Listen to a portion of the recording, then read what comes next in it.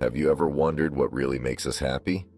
I mean, truly happy, the kind of happiness that doesn't just last for a moment, but sticks with us. Is it success? A dream job?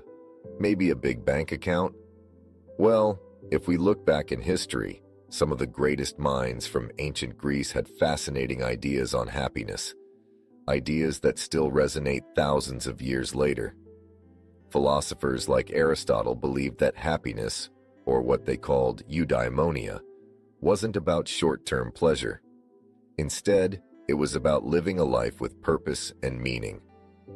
Fast forward to today, and modern psychology is tackling the same questions, with studies on everything from gratitude to mindfulness. And guess what? Many of these scientific findings echo ancient wisdom in ways you might not expect.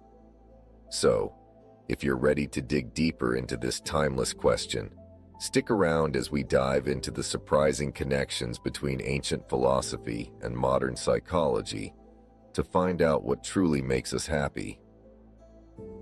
Let's start with ancient Greek philosophy. The Greeks were deeply interested in happiness, but not exactly the way we think of it today. The word they often used for happiness was eudaimonia.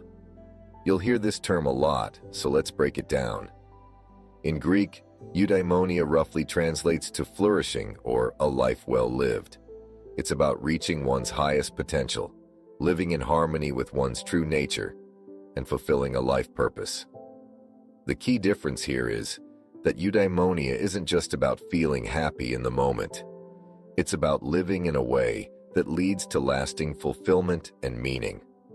One of the most famous thinkers to tackle this concept was Aristotle. In his work, Nicomachean Ethics, Aristotle argued that eudaimonia is the ultimate goal of human life. According to him, true happiness doesn't come from material wealth, fame, or even fleeting pleasures. Instead, happiness is achieved through a life of virtue and intellectual growth. For Aristotle, happiness is an ongoing process. It's not a destination, but a journey. He believed that we reach happiness by living according to virtues like courage, honesty, and kindness. And to him, the most fulfilled life is one that balances both reason and passion, action and contemplation. Fast forward a couple of thousand years, and we're still asking the same question. But this time, psychologists are using data and research to find answers. Enter positive psychology, a field that studies the science of what makes life worth living. In the 1990s, psychologist Martin Seligman founded positive psychology to explore the positive aspects of the human experience. Unlike traditional psychology, which often focuses on mental illness and dysfunction, positive psychology zeroes in on happiness, well-being, and what helps people thrive. Seligman's theory of PERMA, which stands for positive emotions, engagement, relationships, meaning, and achievement, captures what he believes to be the core elements of a fulfilling life. You'll notice that these elements don't just focus on feeling good. They're more about finding purpose, building strong relationships, and engaging deeply in life.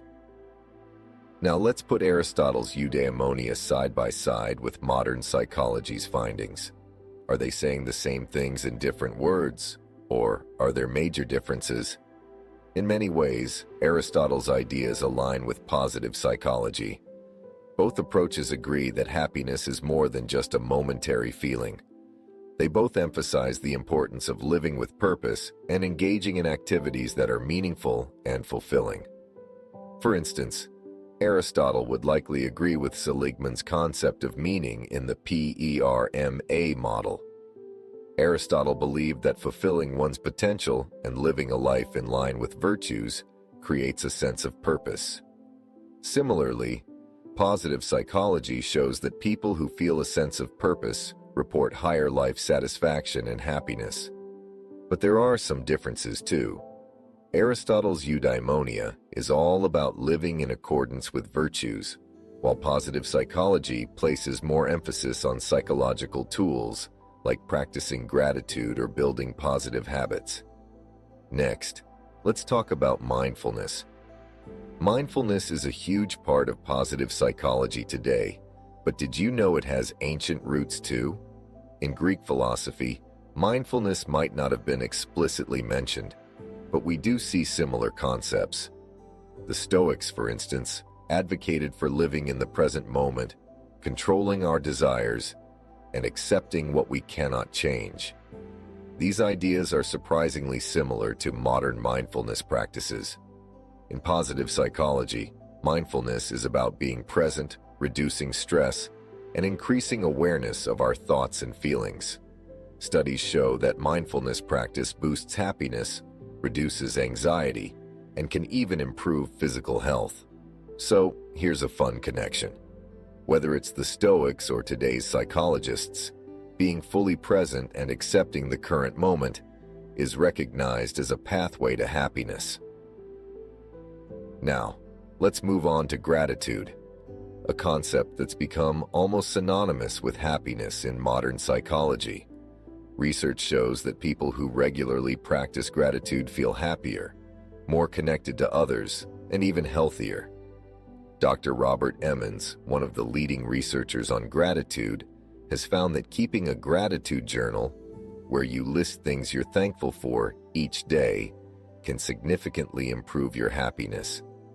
Ancient philosophers might not have used gratitude journals, but they did understand the importance of appreciating what you have. The Stoics, for example, practiced amor fati, which means love of one's fate. They believed that accepting and even loving everything that happens to us leads to a happier life. So, while ancient philosophy didn't have scientific studies to back up gratitude, the principle was there. Appreciate what you have and don't take life for granted. Another common thread between ancient and modern ideas of happiness is the role of community and relationships. Aristotle believed that humans are social creatures. He argued that deep friendships and relationships are essential for a happy life, as they provide love, support, and mutual growth.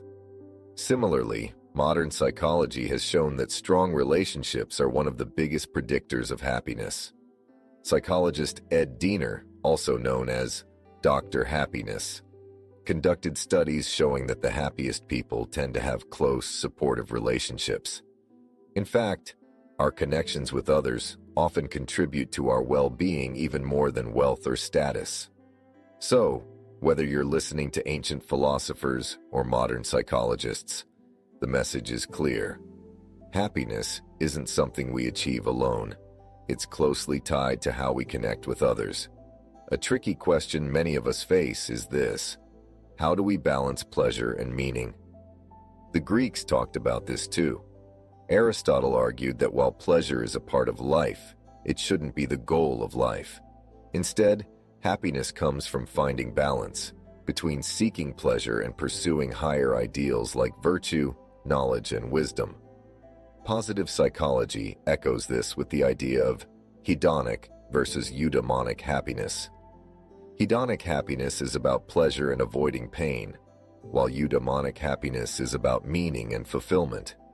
Studies show that people who only chase after pleasure often feel empty in the long run. On the other hand, people who seek meaning, even if it involves challenges, tend to feel happier overall. In short, a fulfilling life requires a balance. Seeking pleasure isn't wrong, but to be truly happy, we need to connect with something bigger than ourselves. All right, so what does this all mean for us? How can we apply these ancient and modern insights to our everyday lives? Here are a few practical takeaways. 1. Practice virtue and kindness. Aristotle would tell us that happiness comes from practicing virtues like honesty, kindness, and courage. Today, we can see this as being true to our values and treating others with respect. 2. Cultivate gratitude. Try keeping a gratitude journal or just taking a few moments each day to think about what you're thankful for. It's a simple practice that can boost your mood and shift your mindset. 3. Engage in meaningful activities. Look for activities that challenge you and allow you to grow. This could be a creative hobby, volunteering, or even setting a new personal goal.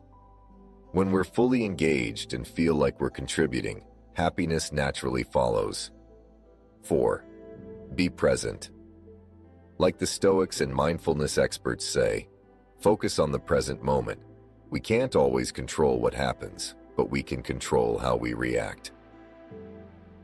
5. Invest in relationships. Spend quality time with people you care about. Meaningful relationships are one of the most reliable paths to happiness, according to both ancient and modern thought. In the end, maybe happiness isn't as mysterious as we make it out to be. Whether we're looking to ancient wisdom or modern science, the answers seem surprisingly similar. Happiness isn't just about feeling good in the moment. It's about living with purpose, staying present, appreciating what we have, and connecting with others. So, the next time you're feeling down, maybe take a page from Aristotle or try practicing a little gratitude. After all, the pursuit of happiness is a journey, and it's one we can enjoy every step of the way. Thank you for watching. Remember to like, subscribe, and comment below with your thoughts on happiness.